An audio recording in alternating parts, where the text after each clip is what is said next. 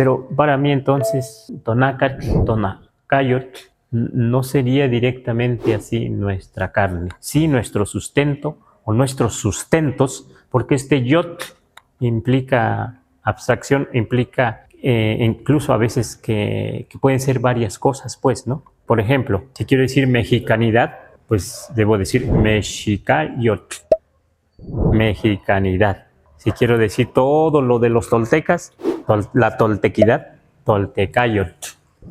Y si quiero decir aquí donde estamos en Xochimilco, que hay muchas flores y todo, y quiero decir de toda la cultura, todo lo que es importante de Xochimilco, debo decir Xochimilcayotl. Claro, así funciona este yotl. Por eso aquí entonces este tonacayotl indica un grupo de cosas que mantienen al Macehual, que mantuvieron al Macehual en su momento y que sigue manteniéndonos, ¿no?